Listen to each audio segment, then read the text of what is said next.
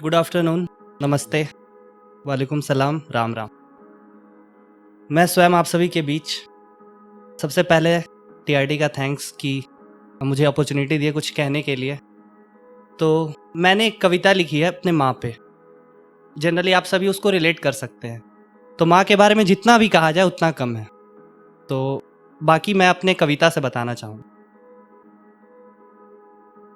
माँ, क्या लिखूँ तेरे बारे में कि क्या लिखूँ तेरे बारे में। तू ममता की मूरत है, देवी की सूरत है, वेदों का ज्ञान है, हर किसी के अंदर बसने वाली दिल और जान है।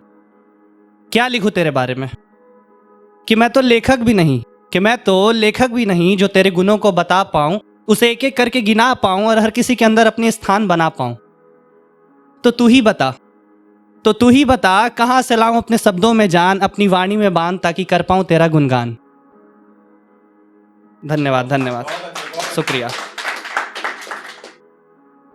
लेकिन तेरी एक बात याद आती है माँ, तेरी एक बात याद आती है। तू कहती है जब तक पत्थर पे चोट नहीं पड़ती वो भी नहीं बनता भगवान। तो बिना कोशिश किए तू कैसे बनेगा महान। चल कोशिश कर मेरी जान। तो जब दिल में आस हो, मन में विश्वास हो और माँ का साथ हो, तो कहता हूं अपने दिल की बात रख के धड़कन पे हाथ। शुक्रिया। कि जब पहली बार इस दुनिया में आया मामा कहकर चिल्लाया। इस सुने से दुनिया में तूने अपना बनाया और इस अनजान का सबसे पहचान कराया। ना जाने तू मेरे लिए कितनी रातें सोई नहीं, अपने सारे सुख चैन को खोकर मुझे खोई नहीं।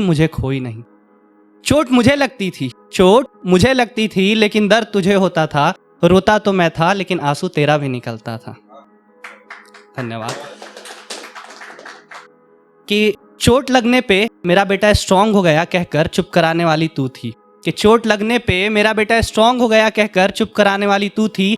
तो कभी कभी बदमाशियां करने पे मार के रुला देने वाली भी तू ही थी। कि पापा के डांट से बचाने वाली तू थी। तो कभी कभी खींच कर 2 चपेट लगाने वाली भी तू ही थी। बिल्कुल रुला देती थी मुझे, लेकिन अब समझ आता है कि तेरा मारना पीटना झंझोड़ना सब मेरी भलाई के लिए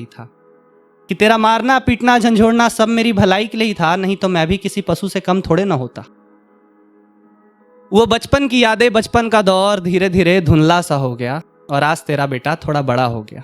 माँ, वो बचपन की यादें, वो बचपन का दौर धीरे धीरे धुंधला सा हो गया और आज तेरा बेटा थोड़ा बड़ा हो गया। कभी कभी तेरी बनाई रोटियों को कच्ची कहकर छोड़ देने वाला आज कच्ची रोटियां भी खा लेता है। कि कभी कभी तेरी बनाई रोटियों को कच्ची कहकर छोड़ देने वाला आज कच्ची रोटियां भी खा लेता है और तेरे धोए हुए कपड़ों में नुस्ख निकालने वाला आज गंदे कपड़े भी पहन लेता है।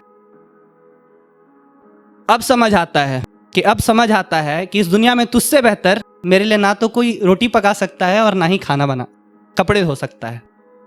तू ईश्वर की सबसे अनोखी रचना है माँ, तेरे जैसा कोई नहीं हो सकता है। धन्यवाद।